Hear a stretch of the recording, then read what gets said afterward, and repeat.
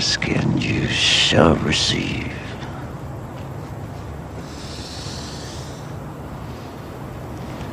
God is good, is he not? All the time. Well, not all the time.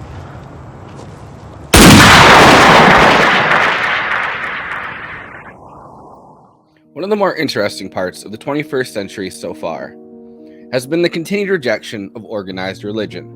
Halfway through the 20th century, the percentage of Americans who identified as non-religious or atheist was close to 0%. In 2022, polling suggests it's about 1 in 3 Americans. And church attendance has dipped to historic lows. Of course, a lot of that has to do with some pretty big scandals over the last few decades. The Roman Catholic clergy have been hit with near-constant sexual abuse scandals that netted thousands of priests. No, not really, Robbie. Sounds low to me. My estimates suggest 6% act out sexually with minors. 6% of what? 6% of all priests. It also has to do with the power that the evangelical and Catholic churches have wielded over society as they got involved in politics. This crusade, this war on terrorism. All of this has entered the cultural zeitgeist in some pretty striking ways. What is this? Thumb drive. Thumb drive? The video is kept on that. Oh, the video's on here? Cultural commentary about the weaponization of organized religion to exert power has flooded into the zeitgeist like levees breaking on a dam. It's also entered the realm of science fiction, and one of the most interesting examples is tonight's film, the 2010 neo-western, The Book of Eli. Denzel Washington plays the titular Eli. Eli is chosen to wander the post-apocalyptic wasteland carrying a Bible. He walks westward, hoping that civilization still survives in the frontier.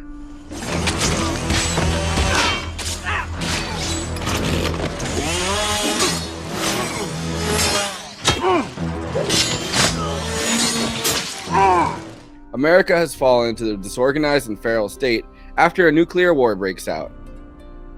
The survivors blame religion as the cause of the war and have burned all of the Bibles.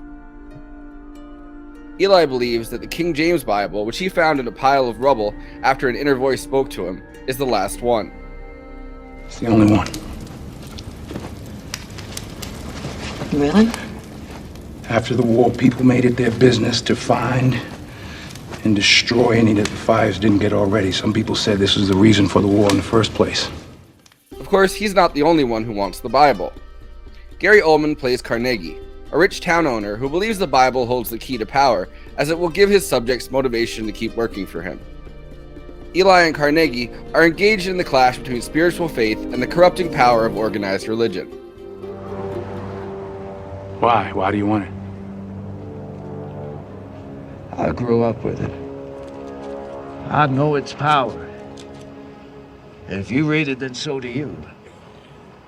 That's why they burned them all after the war. In an excellent performance, Mila Kunis serves as the audience stand-in. She plays Solera, one of Carnegie's subjects who follows Eli to get away from a violent and brutal town. Solera was born after the Flash and does not remember what society was like before the apocalypse. And you did all that because a voice in your head told you to. Yes, I did. I know what I heard. I know what I hear. I know I'm not crazy. One of the effects of the Flash is that most people who weren't able to get to shelter are now blind. Tore a hole in the sky, sun came down, and burned everything. Everything and everybody. You were lucky to hole up and hide in a place like this or underground. Most people weren't lucky. Much like the priest Eli in the Bible, who grows blind. And blindness is constantly used as a metaphor for being spiritually lost. Do you see the light? The man! Do you see the light? What light? Have you seen the light? Yes! Yes! Jesus H. goddamn Christ! I have seen the light! In this apocalyptic wasteland, food is so scarce that most people have turned to cannibalism. We gotta go now. They killed all these They people. didn't just kill them, they ate them. Her hands were shaking. Too much human meat. Let's go. I found some meat. Cannibalism gives the cannibals a distinctive hand trimmer. This is called kuru, and it is a human form of mad cow disease.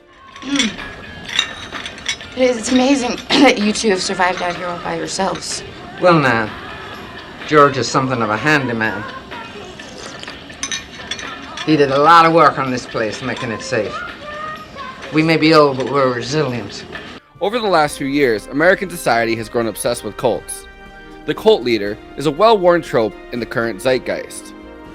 I think the Book of Eli is a prescient examination of the duality of spiritual faith, and the ways in which faith and spirituality can be weaponized by those seeking power and domination. Pray for me. Okay?